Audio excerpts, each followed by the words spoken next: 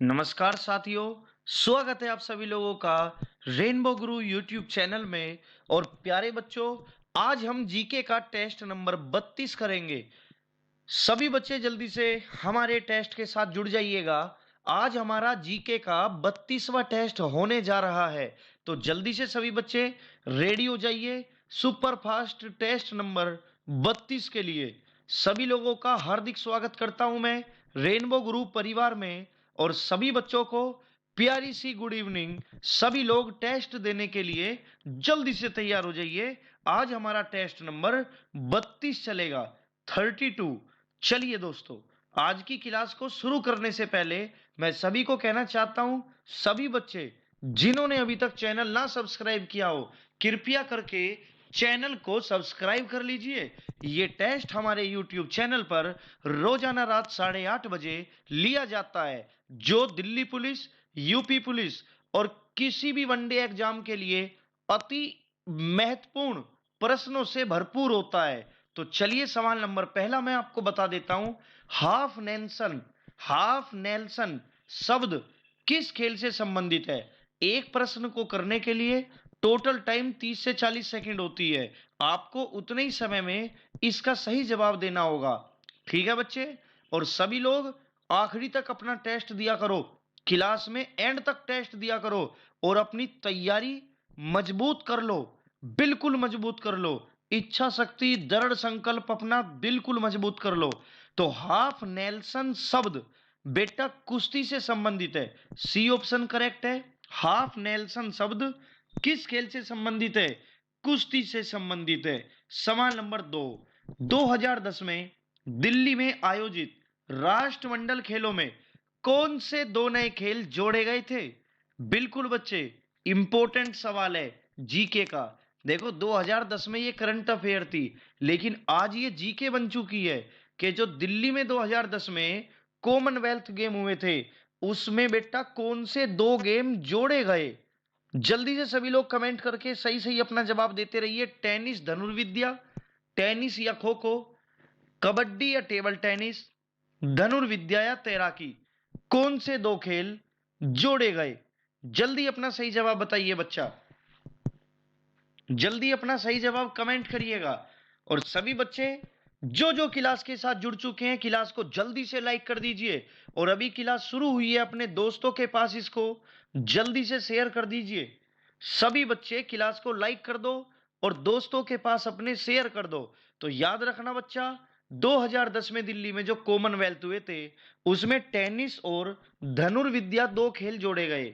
A option बिल्कुल correct है। सवाल नंबर 3, अब हम सुपर फास्ट तरीके से अपना टेस्ट लेकर चलेंगे बच्चा। लिएंडर पेस किस खेल से संबंधित है? लिएंडर पेस किस खेल से संबंधित है? जल्दी बताइए कमेंट करके। लिएंडर पेस किस खेल से संबंधित खिलाड़ी है? जल्दी कमेंट करके बताइएगा बच्चा। Table tennis, lawn tennis, badminton या फिर वुशु? जल्दी बताओ कमेंट करके भाई। लिएंडर पेस की बात हो रही है, मैं सभी के कमेंट देखूंगा। जल्दी बताइए बेटा, लिएंडर पेस।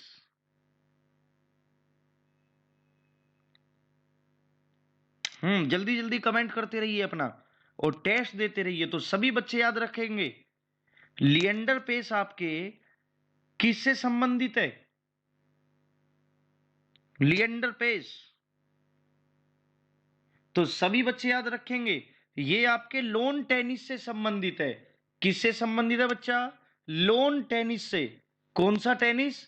एक टेबल टेनिस होता है, एक लोन टेनिस होता है। ये लोन टेनिस से संबंधित खिलाड़ी है। और लिएंडर पेस जो है, इनका जन्म कलकत्ता में हुआ था, याद रखना। राजधानी एक्सप्रेस नाम की मूवी भी है इनके ऊपर, लिएंडर पेस के ऊपर। और इनको पद्मश्री, पद्म भूषण से भी नवाजा जा चुका है। लिएंडर पेस किससे संबंधित है बच्चे? तो टेबल टेनिस मत लगा देना, लोन टेनिस लगाना। कौन सा? लोन टेनिस से संबंधित है। और जन्म इनका कलकत्ता में हुआ था बच्चे, याद रखना। ये कलकत्ता के हैं, कलकत्ता में जन्म हुआ था। और बेटा इनके ऊपर मूवी राजधानी एक्सप्रेस है। याद रखोगे ना भाई? लोन टेनिस खेलते हैं, पद्मश्री पद्म भूषण इनको मिल चुका है। सवाल नंबर 4 देखे जल्दी से। पेन गंगा वेन गंगा दोनों किसकी सहायक नदियां हैं? पेन गंगा और वेन गंगा दोनों किसकी सहायक नदियां हैं? कमेंट करके मुझे बताइएगा। गंगा यमुना गोदावरी कृष्णा, पेन गंगा वेन गंगा दोनों किसकी सहायक नदियों के नाम है? जल्दी बताइएगा कमेंट करके सही सही जवाब अपना। पेन गंगा वेन गंगा किसकी सहायक नदियां है? तो मैं आपको बता देना चाहता हूं, पेन गंगा और वेन गंगा दोनों गोदावरी की सहायक नदियों के नाम है। दोनों गोदावरी की सहायक नदियों के नाम है। तो बच्चों इस सवाल का करेक्ट आंसर बी हो जाएगा। आइए सवाल नंबर 5, बड़ा खूबसूरत सा सवाल है। तवा नदी किसकी सहायक है? बताइए।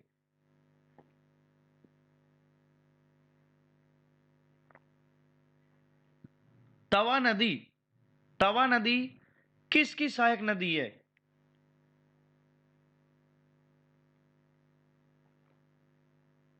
जल्दी बताइए। चलिए मैं बता देता हूं। तवा नदी नर्मदा की सहायक नदी है। एक बात याद रखना, नर्मदा में तवा है। क्या याद रखोगे? नर्मदा नदी के पास तवा है। यह बात मत भूलना कि नर्मदा के पास तवा है। क्या है बेटा? तवा। तो तवा नदी किसकी सहायक हो जाएगी? नर्मदा की सहायक हो जाएगी। सवाल नंबर 6, जब रेलवे की परीक्षा दोगे इसी प्रकार के क्वेश्चन मिलेंगे और कुछ ना कुछ मेरी क्लासों में से भी तुम्हें जीके मिलेगी। जो जो बच्चे ईमानदारी से क्लास देख रहे हैं उनको ईश्वर उनकी जरूर मदद करेगा। केसरी समाचार पत्र के संपादक कौन थे? केसरी।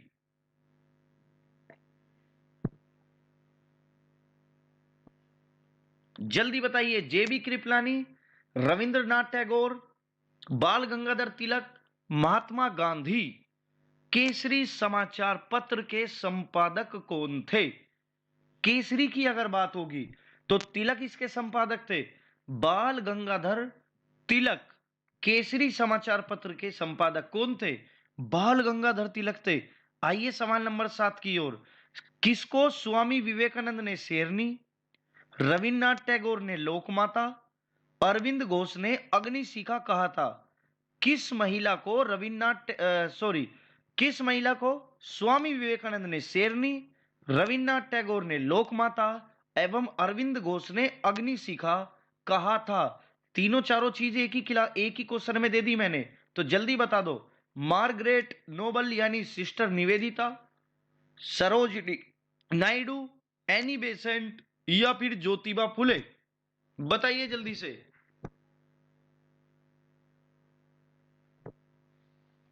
इन्हें सिस्टर निवेदिता या फिर भगिनी निवेदिता भी कहा जाता है। भगिनी निवेदिता भी कहा जाता है। अब बताओ किसको विवेकानंद ने शेरनी, टैगोर ने लोकमाता, अरविंद घोष ने अग्निशिखा कहा? तो सभी लोग याद रखेंगे सिस्टर निवेदिता, जिसे भगिनी निवेदिता भी कहा जाता है। आइए सवाल नंबर 8 की ओर। किस देशी रियासत में जनमत संग्रह कराया गया था? जैसे हैदराबाद देशी रियासत थी, उसको पुलिस बल के माध्यम से भारत में जोड़ा गया था। समझ गए ना? अंग्रेजों ने तो रियासतों को बीच का रख दिया था कि तुम्हें पाकिस्तान में जाना है पाकिस्तान में चले जाओ, भारत में जाना है, बंटवारे के समय की बात कर रहा हूं मैं। ठीक है ना? भारत में रहना है भारत में रहो, या फिर अपना अलग देश बना लो, अपना अलग ही राष्ट्र बना लो। यानी भारत के टुकड़े टुकड़े करने की पूरी साजिश थी। तो ये सवाल है कि किस देशी रियासत ने में जनमत संग्रह कराया गया? जल्दी बताइए। जैसे हैदराबाद देशी रियासत ने मना कर दिया था, वो कह रहे थे हमें पाकिस्तान में जाना है, पाकिस्तान में जाना है, यानी पाकिस्तान का कब्जा चाहते थे वो। लेकिन पुलिस बल की सहायता से हैदराबाद को भारत में मिला लिया गया। तो बेटा इस सवाल का करेक्ट आंसर जूनागढ़ हो जाएगा। जूनागढ़ देशी रियासत में जनमत संग्रह कराया गया। सवाल नंबर 9, एपिग्राफी का क्या मतलब होता है? किस चीज का अध्ययन करना एपिग्राफी कहलाता है? जल्दी बताइए। जैसे मिट्टी का अध्ययन पेडोलॉजी कहलाता है ना बेटा? मिट्टी का अध्ययन क्या कहलाता है? पेडोलॉजी कहलाता है। बहुत सारे अध्ययन होते हैं, तो एपिग्राफी का अध्ययन क्या कहलाता है? बताइए। एपिग्राफी किसका अध्ययन कहलाता है? अस्थियों का, शिलालेख का, चट्टानों का या फिर नदियों का? जल्दी बताइए, जल्दी से कमेंट करिएगा। जो जो बच्चा क्लास के साथ अभी अभी जुड़ा हो, मैं सभी प्यारे बच्चों का आज 32वां टेस्ट है। 32वें टेस्ट में सभी प्यारे बच्चों का हार्दिक स्वागत करता हूं। सभी लोग सच्चे मन से अपना टेस्ट दीजिए। और जिस किसी बच्चे ने मेरी गणित की क्लास ना देखी हो तो प्लेलिस्ट पे चले जाओ, मैंने 10 गणित की क्लासें डाल रखी है। मेरी गणित की 10 क्लासें पूरी हो चुकी है। एक एक क्लास में औसतन 12-12, 13-13 क्वेश्चन है गणित के, बड़े मोस्ट इंपोर्टेंट और बिल्कुल क्रीमी क्वेश्चन। तो सभी बच्चे गणित की 10 क्लास देख लो। मेरी प्लेलिस्ट पे चले जाना, तीसरा ऑप्शन होता है ऊपर प्लेलिस्ट का, वहां पर चले जाना, वहां बहुत सारी क्लासें हैं मेरी। तो एपिग्राफी का अध्ययन किसका अध्ययन कहलाता है? एपिग्राफी शिलालेख का अध्ययन। बी ऑप्शन करेक्ट हो जाएगा। शिलालेख का अध्ययन कहलाता है एपिग्राफी। सवाल नंबर 10, दिल्ली सल्तनत पर बैठने वाला एकमात्र हिंदू से परिवर्तित हुआ मुसलमान शासक कौन था? यानी ऐसा हिंदू जो मुसलमान बना और दिल्ली सल्तनत पर बैठा, ऐसा एकमात्र हिंदू था जो मुसलमान बन गया था। तो दिल्ली सल्तनत पर बैठने वाला एकमात्र हिंदू से परिवर्तित हुआ मुस्लिम शासक कौन था? अलाउद्दीन खिलजी, राजा मानसिंह, नसीरुद्दीन खुसरो या फिर कुतुब शाही? सवाल नंबर 10। तो प्यारे बच्चों, नसीरुद्दीन खुसरो बिल्कुल सही जवाब हो जाएगा। सी ऑप्शन बिल्कुल इसका करेक्ट होगा, नसीरुद्दीन खुसरो। बताइए, गदर पार्टी का एक पत्र होता था, लेटर होता था, जिसका नाम गदर था। तो गदर पार्टी का जो पत्र गदर था वो क्या था? एक साप्ताहिक पत्र, एक दैनिक पत्र, एक मासिक पत्र या एक पाक्षिक पत्र? तो गदर पार्टी का एक पत्र होता था, लेटर होता था, जिसका नाम ही गदर था। पता है ना, गदर पार्टी की स्थापना लाला हरदयाल जी ने की थी। बताइए।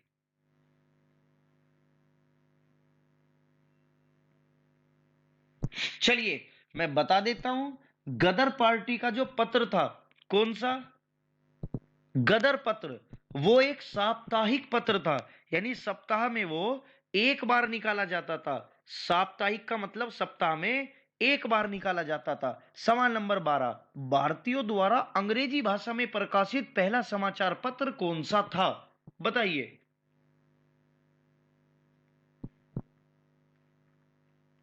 भारतीयों द्वारा अंग्रेजी भाषा में प्रकाशित प्रथम समाचार पत्र कौन सा था?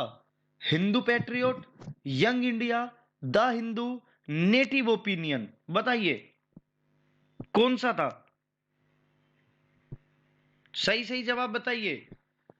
भारतीयों द्वारा अंग्रेजी भाषा में प्रकाशित पहला समाचार पत्र हिंदू पैट्रियोट था। ए ऑप्शन बताने वाले सभी बच्चों का जवाब बिल्कुल करेक्ट है। सवाल नंबर 13 देखिए, जो ये हिंदू पैट्रियोट अखबार था, नील आंदोलन का इसने खुलकर समर्थन किया था, इसके संपादक कौन थे? तो याद रखना, हिंदू पैट्रियोट अखबार ने नील आंदोलन जो हुआ था उसका पूरा खुलकर समर्थन किया। और हिंदू पैट्रियोट अखबार के संपादक बताने हैं कौन थे?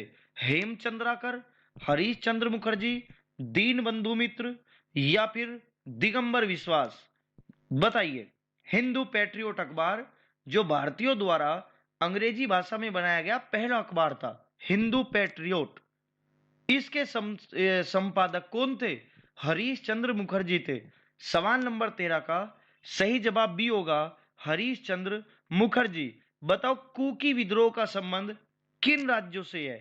कुकी विद्रोह, कुकी विद्रोह, बताइए। कुकी विद्रोह, दरअसल ये पहाड़ियों पर कुकी जनजाति रहती थी पहले, ठीक है, उनका विद्रोह है कुकी विद्रोह। कुकी जनजाति का विद्रोह, कुकी विद्रोह का संबंध किन राज्यों से है? तो मैं आपको बता देना चाहता हूं, मणिपुर और त्रिपुरा के बीच में रहते थे कुकी जनजाति। कुकी जनजाति, मणिपुर और त्रिपुरा के बीच में कुकी जनजाति। तो कुकी विद्रोह का संबंध किससे है?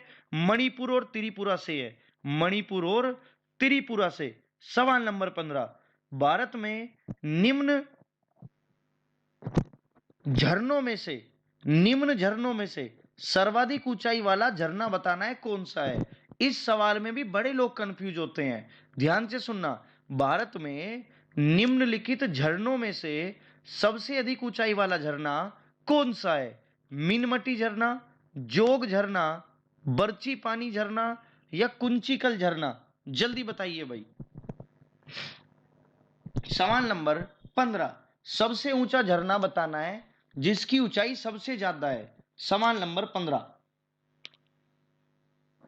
तो बिल्कुल इस सवाल का करेक्ट आंसर कुंचिकल झरना हो जाएगा, यानी डी ऑप्शन बिल्कुल सही है, कुंचिकल झरना। मैं बता देना चाहता हूं, सर्वाधिक ऊंचा सीधा गिरने वाला झरना अगर पूछे तो जोग है, तो फिर जोग है। लेकिन अगर सबसे ऊंचा झरना पूछता है, उसमें पानी कहीं पत्थर के सारे भी आता है, कहीं नीचे भी गिरता है, तो पूरी हाइट टोटल ऊंचा हो जाता है कुंचिकल झरना। जबकि जोग झरना बिल्कुल खड़ा झरना है, एकदम ऊपर से ही पानी सीधा नीचे गिरता है। ठीक है बच्चे, तो सबसे ऊंचाई वाला झरना कुंचिकल झरना। फुलहर झील, बताइए जल्दी कमेंट करके, अपनी फुलहर झील कहां है? कौन कौन बच्चा जानता है? जल्दी जल्दी कमेंट करिए बच्चा। फुलहर लेक, फुलहर झील कहां है? जल्दी बताइए। फुलहर झील, इसको गोमत ताल भी कहते हैं, गोमत ताल भी कहते हैं, यानी गोमत झील। फुलर झील का दूसरा नाम है गोमत झील। फुलर झील मने गोमत झील। बताइए जल्दी ये कहां है? तो याद रखना, पीलीभीत में है, यानी कि यूपी, उत्तर प्रदेश के पीलीभीत में है फुलर झील। आइए सवाल नंबर 17, दामोदर जिसकी सहायक नदी है वह नदी कौन सी है? दामोदर जिसकी सहायक नदी है वह कौन सी है? जल्दी बताइए। दामोदर जिसकी सहायक नदी है वह नदी तुमको बतानी है, कौन सी नदी है? तो दामोदर किसकी सहायक नदी है? हुगली की। बी ऑप्शन जिसका है बिल्कुल सही है, हुगली की। दामोदर हुगली की सहायक नदी है। सवाल नंबर 18, नरेश चंद्र समिति किससे संबंधित है? नरेश चंद्रा समिति, सभी लोग क्लास को लाइक कर दीजिए एक बार सभी बच्चे जल्दी से लाइक बटन दबा दीजिए। सभी बच्चे जल्दी से लाइक बटन दबा दो और क्लास को व्हाट्सएप पे शेयर कर दीजिए सभी दोस्तों के पास। नरेश चंद्रा समिति किससे संबंधित है? जल्दी बताइए। नई उड्डयन नीति से, रेलवे नीति से, सड़क नीति से, जल नीति से? बात हो रही है नरेश चंद्रा समिति की। तो प्यारे विद्यार्थियों, मैं आपको बता देना चाहता हूं, नरेश चंद्रा समिति का संबंध नई उड्डयन नीति से है। किससे है? उड्डयन नीति से है। सवाल नंबर 19, भारत में अधिकांश प्राकृतिक गैस का उत्पादन कहां से किया जाता है? इतना इंपॉर्टेंट सवाल है जिसकी कोई हद नहीं है। बताइए, भारत में अधिकांश प्राकृतिक गैस का उत्पादन कहां से किया जाता है? आंध्र प्रदेश तट से, गुजरात तट से, मुंबई हाई तट से, तमिलनाडु तट से? जल्दी बताइए बच्चा, जल्दी बताइएगा। भारत में अधिकांश प्राकृतिक गैस का उत्पादन कहां से किया जाता है? जल्दी अपना सही जवाब बताइएगा। तो सभी प्यारे बच्चे याद रखना, गुजरात का जो तट है, बी ऑप्शन इसका बिल्कुल सही हो जाएगा। भारत में अधिकांश प्राकृतिक गैस का जो उत्पादन किया जाता है वो बेटा गुजरात के तट से किया जाता है, बाकी से नहीं। आइए आगे बढ़ते हैं सवाल नंबर 20 की ओर। केरला में कौन सा बहुतायत में पाया जाता है? जो केरला राज्य है, केरला राज्य में इनमें से कौन सा सबसे ज्यादा मात्रा में मिलता है? अभ्रक, थोरियम, मोनाजाइट, यूरेनियम? बताइए, इनमें से कौन सा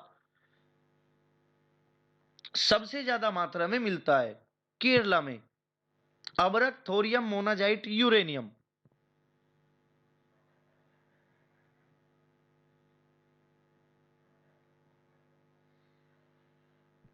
जल्दी से कमेंट किया करो भाई, बिल्कुल एक्टिव रहो क्लास में, ये सुपर फास्ट क्लास होती है हमारी। तो बेटा केरला में मोनाजाइट जो होता है, मोनाजाइट अयस्क है, मोनाजाइट अयस्क है, ये बहुत आयत में पाया जाता है। ठीक है बेटा, चलिए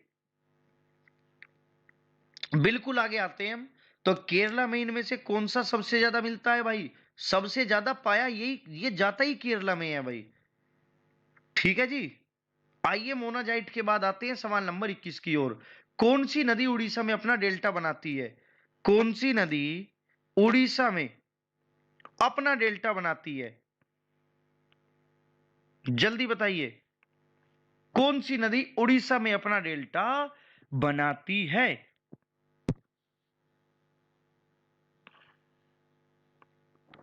उड़ीसा में कौन सा डेल्टा बनाती है? तो चलिए बच्चों, नर्मदा, ताप्ती, गोदावरी या महानदी, कौन सी नदी उड़ीसा में अपना डेल्टा बनाती है?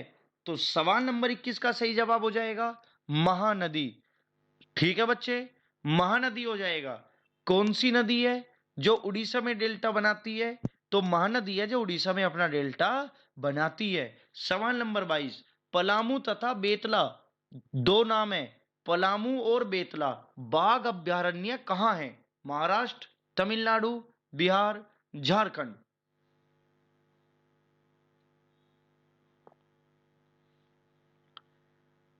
पलामू तथा बेतला दोनों कहाँ हैं? ये बाघ अभयारण्य है।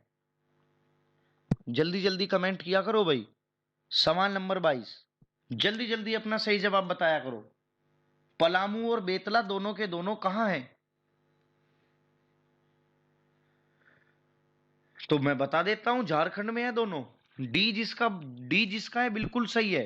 पलामू और बेतला दोनों झारखंड में है। सवाल नंबर 23 की ओर आते हैं, चलिए। संविधान निर्मात्री जो समिति थी, आवास समिति, जब संविधान बन रहा था तो प्रारूप समिति थी, प्रांतीय समिति थी, बहुत सारी समिति थी, पराकलन समिति थी, है ना। आवास समिति के अध्यक्ष कौन थे? K M Munshi, Pattabhi Sitaramayya, A B Thakkar, J B Kripalani. जल्दी बताइए भाई, आवास समिति के अध्यक्ष कौन थे? आवास समिति, आवास समिति के अध्यक्ष कौन थे? सवाल नंबर 23। तो पट्टाभी सीतारमैया इसका बिल्कुल करेक्ट आंसर हो जाएगा बच्चों। बी जिसने बताया बिल्कुल सही है, पट्टाभी सीतारमैया। सवाल नंबर 24 की ओर, कम से कम कितने वर्ष तक अधिवक्ता के रूप में काम करने वाले व्यक्ति को जिला न्यायाधीश बनाया जा सकता है, नियुक्त किया जा सकता है? यानी किसी आदमी को कम से कम, अधिवक्ता कहते हैं वकील को, वकील को कम से कम कितने वर्ष तक किसी को वकील के रूप में काम करना होगा, उसके बाद ही उसको जिला न्यायाधीश नियुक्त किया जा सकता है? तो 6 साल, 12 साल, 7 साल या 10 साल? बताइए, कम से कम कितने साल तक कोई व्यक्ति अधिवक्ता के रूप में पहले काम करेगा और उसके बाद उसे न्यायाधीश नियुक्त किया जा सकता है? सवाल नंबर 24। तो 7 साल इसका बिल्कुल करेक्ट आंसर है बच्चे। 7 ईयर तक, सी ऑप्शन करेक्ट है, 7 साल। सवाल नंबर 25 देखिए भाई, भारतीय संसद की लोक लेखा समिति के अध्यक्ष को कौन मनोनीत करता है? लोक लेखा समिति के अध्यक्ष को, जो भारतीय संसद की लोक लेखा समिति का अध्यक्ष होता है, उसको कौन मनोनीत करता है? राज्यसभा का सभापति, प्रधानमंत्री, राष्ट्रपति या लोकसभा अध्यक्ष? सही जवाब देते रहो भाई अपना, जल्दी से सही सही जवाब अपना बताते रहिए। एक एक क्वेश्चन बहुत इंपॉर्टेंट है, एक एक क्वेश्चन बहुत इंपॉर्टेंट है। कोई भी बच्चा हल्के में मत लेना, मैं अब भी कह रहा हूं, समझ जाओ बात को। तो लोक लेखा समिति के अध्यक्ष को कौन मनोनीत करता है? लोकसभा अध्यक्ष मनोनीत करता है। कौन करता है? लोकसभा का अध्यक्ष मनोनीत करता है। आइए सवाल नंबर 26 की ओर, बड़ा इंपॉर्टेंट क्वेश्चन है। राष्ट्रपति का विशेष अभिभाषण किस अनुच्छेद में दिया गया? बताइए, यानी किस अनुच्छेद के तहत राष्ट्रपति के विशेष अभिभाषण संबंधी प्रावधान दिया गया? कोई भी बच्चा अपना जवाब बिल्कुल गलत नहीं देगा, बिल्कुल सही सही जवाब दिया करो भाई। सही सही क्वेश्चन सुना करो, सही से जवाब दिया करो। तो किस अनुच्छेद के तहत राष्ट्रपति के विशेष अभिभाषण संबंधी प्रावधान दिया गया? अनुच्छेद 87, आर्टिकल नंबर 87 में राष्ट्रपति के विशेष अभिभाषण की का प्रावधान दिया गया? अनुच्छेद 87 याद रखना, सी ऑप्शन। देखो 27वां सवाल पढ़ो भाई। भारतीय नागरिकों को किस अनुच्छेद के तहत अपनी भाषा, लिपि या संस्कृति को संरक्षित करने का अधिकार है? जल्दी बताइए, किस अनुच्छेद के तहत भारतीयों को अपनी भाषा, लिपि या संस्कृति, अपने कल्चर को संरक्षित करने का अधिकार है? अनुच्छेद 29, 25, 28 या 27? कौन से आर्टिकल के तहत? जल्दी बताइए भाई। आपने सुना होगा ना, एक मौलिक अधिकार है संस्कृति एवं शिक्षा को बचाना, तो उसमें 28 और 29 दो अनुच्छेद आते हैं ना, जिसमें से आर्टिकल नंबर 29 इस सवाल का बिल्कुल सही हो जाएगा। अपनी संस्कृति को बचाने के लिए कोई भी एक इंस्टीट्यूशन, संस्था खोल सकते हैं लोग, ये है ना, तो आर्टिकल 29 बिल्कुल करेक्ट हो जाता है। सवाल नंबर 28 देखिए, पोमोलॉजी में किसका अध्ययन किया जाता है? पोमोलॉजी की बात मैं कर रहा हूं भाई, पोमोलॉजी। ध्यान से सुना करो सवाल को। पुष्प उत्पादन, मसालों का अध्ययन होता है, शाक उत्पादन का अध्ययन होता है, या फलोत्पादन का अध्ययन होता है? यानी फलों को उगाना, शाक सब्जी को उगाना, मसालों का उगाना, या पुष्प उत्पादन का अध्ययन? जल्दी बताओ भाई, किसका अध्ययन होता है? पोमोलॉजी। तो सभी बच्चे याद रखेंगे, जो पोमोलॉजी होता है इसमें फलों का अध्ययन किया जाता है, यानी डी ऑप्शन करेक्ट हो जाएगा, फलोत्पादन का अध्ययन इसमें किया जाता है। बताइए, मनरेगा के तहत काम करने वालों जो मजदूर होते हैं, कब से उनके आधार कार्ड को अनिवार्य कर दिया गया? जो मनरेगा में काम करते हैं, कब से उनके आधार कार्ड को अनिवार्य कर दिया गया? जल्दी बताइएगा, कब से उनके आधार कार्ड को अनिवार्य कर दिया गया?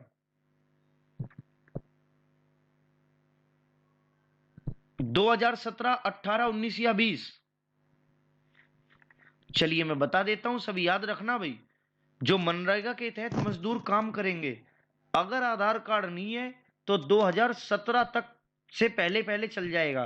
2017 से आधार कार्ड को कंपलसरी कर दिया, बिल्कुल कंपलसरी कर दिया। सवाल नंबर 30, भारतीय मृदा में किसकी कमी है? जो अपने देश की मिट्टी है, भारतीय मृदा में कौन से तत्व की कमी है?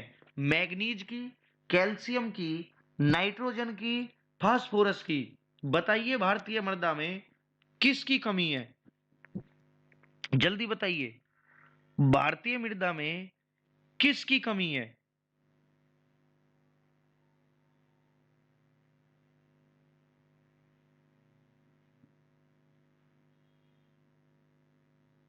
जल्दी बताओ भी बच्चा, भारतीय मृदा में, भारतीय मृदा में किसकी कमी है? चलिए मैं बता देता हूं बेटा, नाइट्रोजन की। सी ऑप्शन करेक्ट हो जाएगा इसका। भारतीय मृदा में सी ऑप्शन यानी नाइट्रोजन की कमी है। बताओ, पनामा नहर किन दो महासागरों को जोड़ती है? पनामा नहर की बात हो रही है। पनामा नहर किन दो महासागरों का जॉइंट है, जोड़ती है? किन दो महासागरों को? कौन सी नहर बेटा? पनामा नहर। बताइए जल्दी, पनामा नहर किन दो महासागरों को जोड़ती है? तो प्रशांत तथा अटलांटिक को। सी ऑप्शन जिसने बताया बिल्कुल सही बताया। प्रशांत महासागर और अटलांटिक महासागरों को पनामा नहर जोड़ती है। सी ऑप्शन बताने वालों का बिल्कुल सही हो जाएगा, और इसको इंपोर्टेंट करके लिख लेना भाई, पनामा नहर प्रशांत तथा अटलांटिक महासागर को जोड़ती है। सवाल नंबर 32, जो हमारी पृथ्वी है, 9 से अधिक रिक्टर स्केल में भूकंप औसतन कितने साल में एक बार आता है? जल्दी बताइए। 9 से अधिक रिक्टर स्केल का जो भूकंप होता है, भूकंप की तीव्रता 9 से ज्यादा होती है, तो वो पृथ्वी पर औसतन कितने वर्षों में आता है, ये बताना है।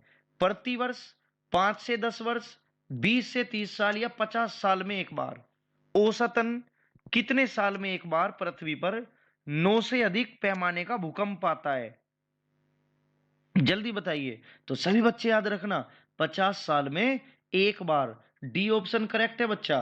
सवाल नंबर 33, समान दाब वाले स्थानों से गुजरने वाली काल्पनिक रेखाएं क्या कहलाती है? समान दाब वाले स्थानों से गुजरने वाली काल्पनिक रेखाएं क्या कहलाती है? Contours, isohyet, isotherm, isobar.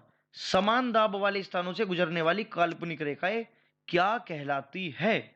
ए बी सी डी 4 ऑप्शन दिए गए हैं। सभी लोग जिसको पता हो तुरंत जवाब दे दिया करो भाई, बिल्कुल भी लेट मत किया करो। सभी लोग कमेंट करते रहिएगा, सभी लोग अपने मतलब का ही कमेंट करेंगे। दूसरा लोग क्या कमेंट करता है, क्यों करता है, कैसे करता है, उससे तुम्हें कोई लेना देना नहीं है। जो जो लिख रहा है उसको लिखने दीजिए। तो बच्चों, समान दाब वाले स्थानों से गुजरने वाली काल्पनिक रेखा आइसोबार कहलाती है। क्या कहलाती है बच्चे?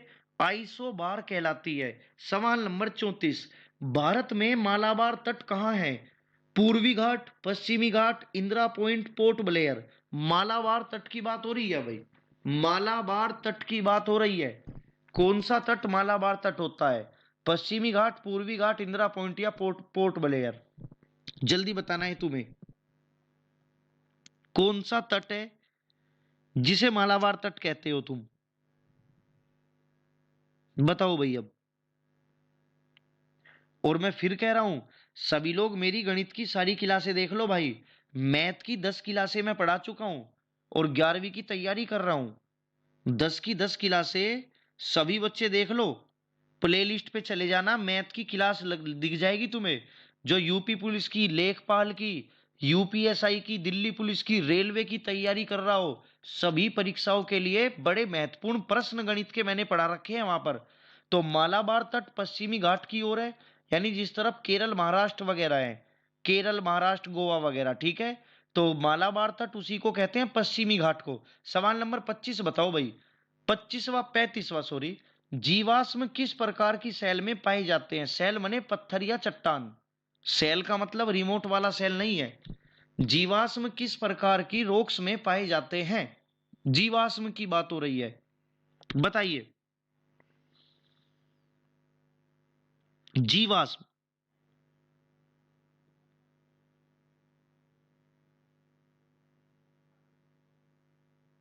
जीवाश्म किस प्रकार की सेल में पाए जाते हैं? तो परतदार में, नॉर्मल सी बात है। जो पेट्रोलियम वगैरह निकलता है ये सब परतदार में मिलते हैं, परतदार सेल में। तो सी करेक्ट हो जाएगा। आइए सवाल नंबर 36, नवीनतम पर्वतमाला कौन सी है? नवीनतम पर्वतमाला बतानी है कौन सी है?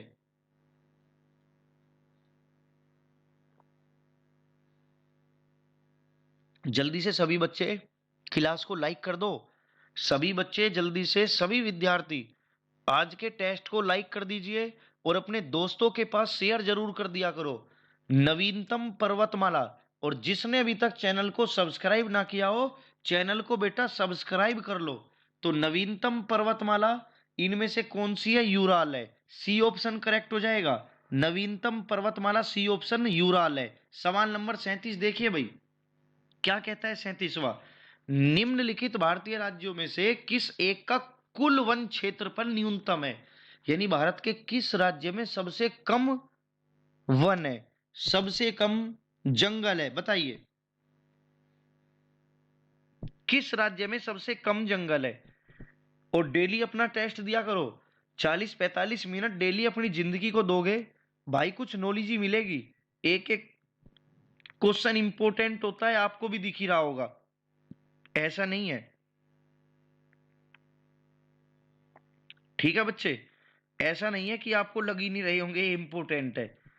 तो चलिए, हरियाणा इसका सही जवाब हो जाएगा। हरियाणा में सबसे कम क्षेत्रफल है वनों का। आइए सवाल नंबर 38 पे, लखनऊ घराने का संबंध किस वाद्य यंत्र से है? लखनऊ घराने का संबंध बताना है, किस वाद्य यंत्र से है? लखनऊ घराने का संबंध किस वाद्य यंत्र से है? सरोद, तबला, सितार या वीणा? सरोद, तबला, सितार या फिर वीणा?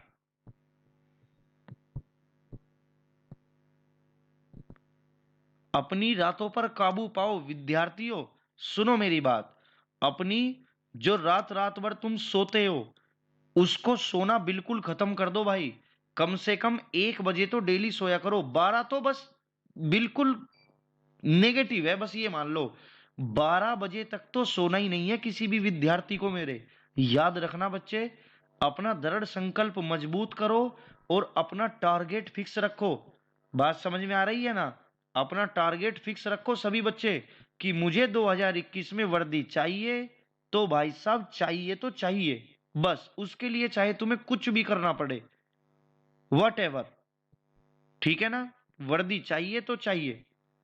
लखनऊ घराने का संबंध किससे हो जाएगा? तबले से हो जाएगा। किससे? तबला इसका बिल्कुल सही जवाब है बच्चे। सवाल नंबर 39, भारत का पहला राज्य जिसने वैट अपनाया, वैल्यू एडिड टैक्स। वीएटी का मतलब क्या होता है? वैल्यू एडिड टैक्स होता है वैट का मतलब। भारत का पहला राज्य जिसने वैट को अपनाया था, उत्तर प्रदेश, हरियाणा, उड़ीसा या आंध्र प्रदेश? भारत का पहला राज्य जिसने वैट को अपनाया, उत्तर प्रदेश, हरियाणा, उड़ीसा या आंध्र प्रदेश? जल्दी बताइए।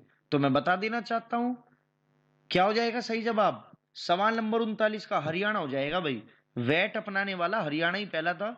वैल्यू एडिड टैक्स होता है वैट का मतलब, वैल्यू एडिड टैक्स हरियाणा ने सबसे पहले अपनाया। चलिए, सुपरफास्ट क्लास ऐसे ही चलती रहेगी। महाराणा प्रताप की जन्म स्थली बतानी है। महाराणा प्रताप की जन्म कहाँ हुआ, का जन्म कहाँ हुआ, बताओ। महाराणा प्रताप की जन्म स्थली, देखो सभी बच्चों ने क्लास अभी तक लाइक नहीं की है।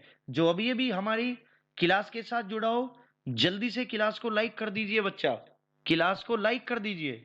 महाराणा प्रताप की जन्म स्थली है किला कुंभलगढ़। डी ऑप्शन करेक्ट है भाई, याद रखना। जो महाराणा प्रताप थे, ठीक है ना, उनकी जो जन्म स्थली है वो कुंभलगढ़ है। क्या है बच्चे? कुंभलगढ़ है। क्या नाम है उनका? कुंभलगढ़।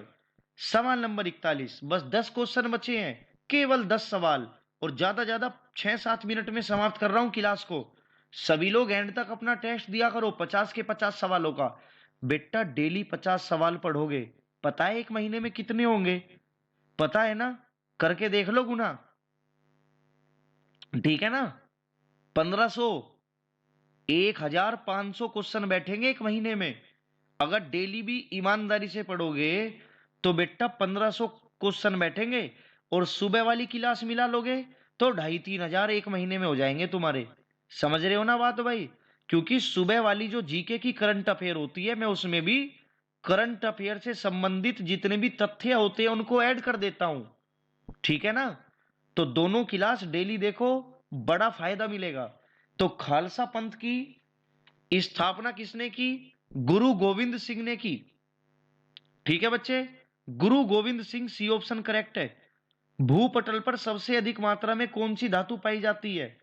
भूपटल में सबसे अधिक मात्रा में कौन सी धातु पाई जाती है, बताइए। भूपटल में सबसे अधिक मात्रा में कौन सी धातु पाई जाती है? आज हमारा 32वां टेस्ट है, सारे टेस्ट देख लेना, मैं फिर कह रहा हूं तुम्हें। भूपटल पर सबसे ज्यादा एल्यूमिनियम पाया जाता है भाई।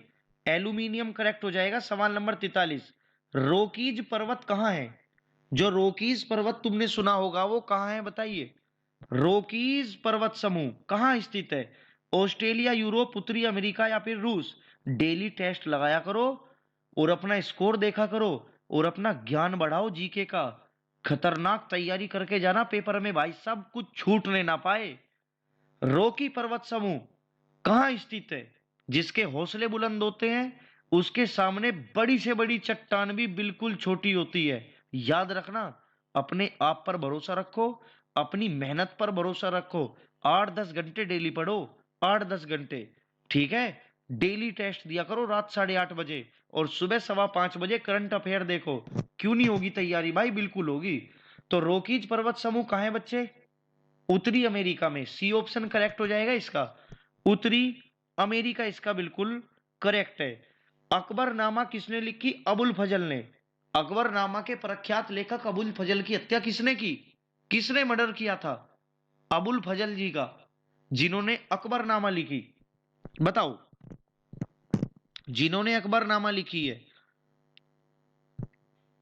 अकबरनामा किसने लिखी है? अबुल फजल ने। हत्या किसने की इसकी? सभी लोग जानते होंगे, ए ऑप्शन करेक्ट है, वीर सिंह देव बुंदेला ने। वीर सिंह देव बुंदेला, वीर सिंह देव बुंदेला ने हत्या की है। सवाल नंबर 45, विश्व का सबसे बड़ा डेल्टा बनाने वाली भारत की कौन सी दो नदियां, विश्व का सबसे बड़ा डेल्टा जो भारत में है, कौन सी दो नदियां बनाती है? पता ही होगा तुम्हें, सुंदरबन डेल्टा है ना पश्चिम बंगाल साइड में, वेस्ट बंगाल की तरफ, और वहां गंगा ब्रह्मपुत्र का डेल्टा बनता है। कौन सा? गंगा ब्रह्मपुत्र, बिल्कुल इसका सही जवाब हो जाएगा।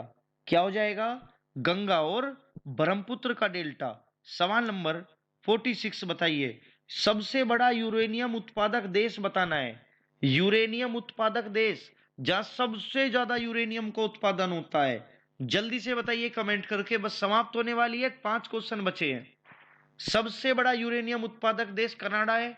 बी ऑप्शन जिसने बताया बिल्कुल सही बताया है, कनाडा इसका बिल्कुल करेक्ट आंसर है। आइए सवाल नंबर 47, वह सागर बताइए जो भूमध्य है। वह सागर बताइए जो भूमि से गिरा भूमध्य सागर है। वह सागर जो भूमध्य है, तिमोर सागर, अरल सागर, ग्रीनलैंड सागर या फिर अरब सागर। भूमध्य सागर बताना है कौन सा है।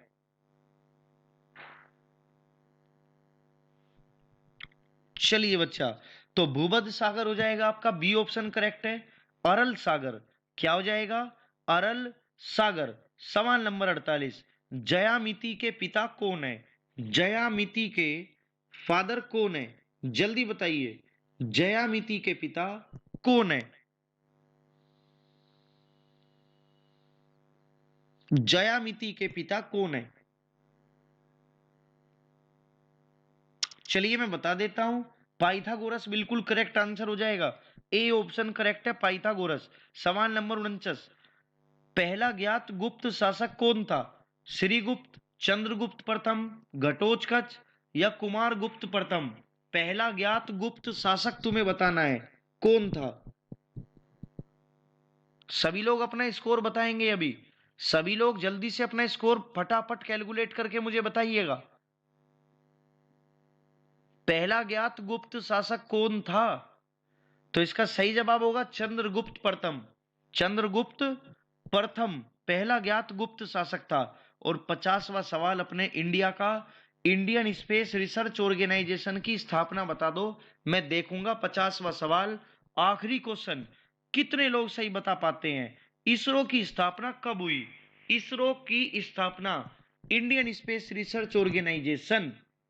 इसके साथ हमारे 50 सवालों का आज का टेस्ट केवल 43 मिनट में समाप्त हो गया। बहुत बढ़िया टेस्ट था आज का। एक एक सवाल को ध्यान से पढ़ा करो और क्लास का हो सके तो रिवीजन कर लिया करो। अरे YouTube पे तो सुविधा होती है, क्लास की स्पीड को तेज भी कर सकते हो आप। क्लास की स्पीड को देखने के बाद जब लाइव हट जाता है, क्लास का लाइव हट जाता है, तो बेटा आप उस क्लास में क्या कर सकते हो, स्पीड को दुगनी करके देख सकते हो। यानी 40 मिनट की क्लास 20 मिनट में पूरी देख सकते हो तुम। और तेज कर दोगे तो 10-15 मिनट में भी क्लास देख सकते हो। ठीक है ना? रिवीजन जरूर किया करो क्लास का भाई, रिवीजन करे बिना याद नहीं रहती जी के। अब तो जरिया हूं ना मैं तुम्हारे साथ, जरिया हूं मैं तुम्हारा, तुम्हारे याद कराने के लिए। तो टारगेट बनाओ ना, डेली की जी के डेली खत्म। तो इसरो की स्थापना 1969 में हुई थी, डी ऑप्शन करेक्ट है, 1969। इसरो की स्थापना 1969 में हुई थी। तो प्यारे विद्यार्थियों, यहां पर आपका 50 प्रश्नों का टेस्ट बिल्कुल समाप्त हो जाता है। सभी लोग अपना स्कोर कमेंट करके मुझे बताइएगा।